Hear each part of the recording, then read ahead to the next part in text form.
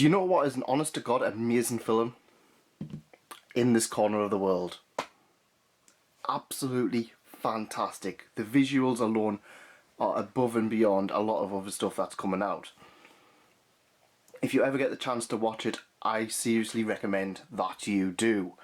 So, I honestly loved this film when it first came out. It was quite interesting to see things told at a different angle. I mean, I know we've had titles like Grave of the Fireflies and Barefoot Gen, where it's kind of seen the horrors of war and stuff like that, but it's never seen kind of the female stay-at-home wife kind of side.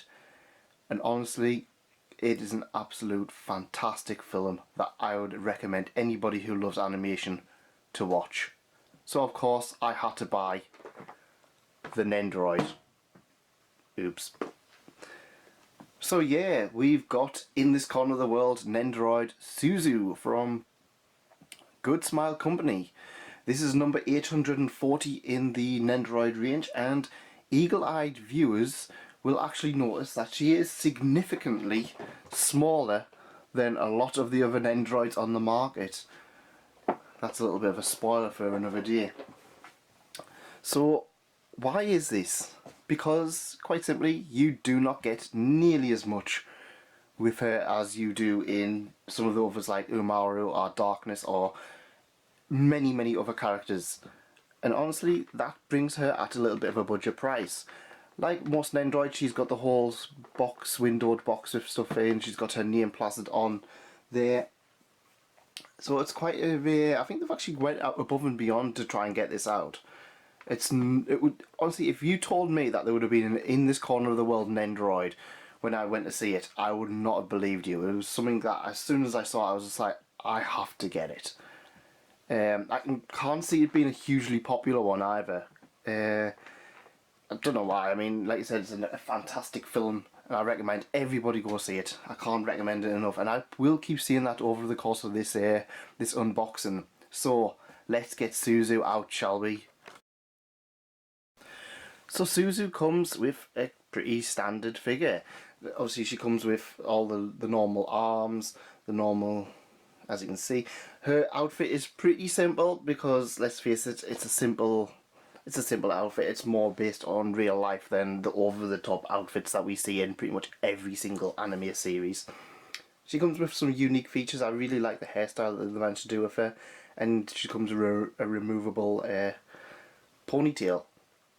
I think you can kind of see, you can tell by even just by looking at that, she's a little bit scatterbrained, she's a little bit absent-minded, and she is pretty overworked in the series, and that kind of comes across in, I say the series in the film, that kind of comes across in the Nendoroid itself. You can tell that she is like more of a hard worker, a wife type, and I really love how they actually put a mole on as well. Honestly, it's a basic figure, but it is rather nice for what you are paying for.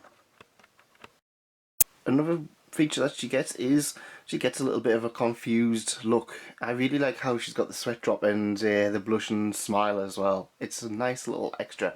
She also gets two arms that point in opposite directions. This is from one of the scenes where she gets a little bit lost in the red light district, if I remember rightly. And it introduces one of the characters that, right. But yeah, otherwise it is a really nice little emotion. I quite like it. I'm probably not going to display her like this. I think it would just be a little bit confusing for some people if they randomly saw it, but yeah, it's a nice little addition to the Nendoroid faceplate line, and I'm sure that you can probably get some use out of it for maybe someone like the Konosuba or someone like that. It might be quite a fun one to use. And here she is with her pen and paper. Now, this is a little bit fiddly. These are very tiny pieces, and personally I would have probably preferred it if they would have just sculpted the pencil into her hand and the paper into her hand, rather than have them as separate, because I can guarantee these are going to end up lost. I remember the Bakuman characters, and I lost the stuff from them very quickly. When I moved my room, all of that. I mean, I've got the desk, I've got the character, and I've got the chair, and I've got bits and pieces all scattered all over the place, and it's very, very fiddly. So I kind of wish they would have sculpted the things into her hands rather than just put in. Now, for the people who have actually seen the film, I was honestly surprised that they didn't do a spoiler part for her. You know what? And is it wrong of me to actually wish that they kind of put that in? A little bit. I just kind of feel that was a very important part of the film, and it really did change her life. And I just feel that it would have been very important that we actually saw that included in the figure. It's not a deal breaker, but for people who love the film, like you said, you know exactly what I talked about with this. And yeah. Apart from that, lovely figure. I'm going to be displaying her with her pen and paper like this because I kind of feel that that was one of the most important parts of the character as well. Like I said, it's a nice figure. It's pretty cheap. It's one of the cheaper Nendoroids out there. Due to its small size, I believe there is some other cheaper ones which have obviously went on sale over the course of the years, but this one's pretty cheap as it is.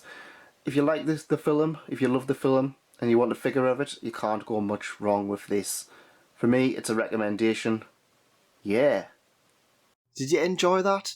Well, we've got some other stuff on the site if you want to have a little bit look. Nendoroids, gaming, One Piece merchandise, it's all kind of there. So if you click around here, you'll be able to subscribe or at least have a look on the channel. Also, there's some other things just around here. Thanks for coming and thanks again. Goodbye.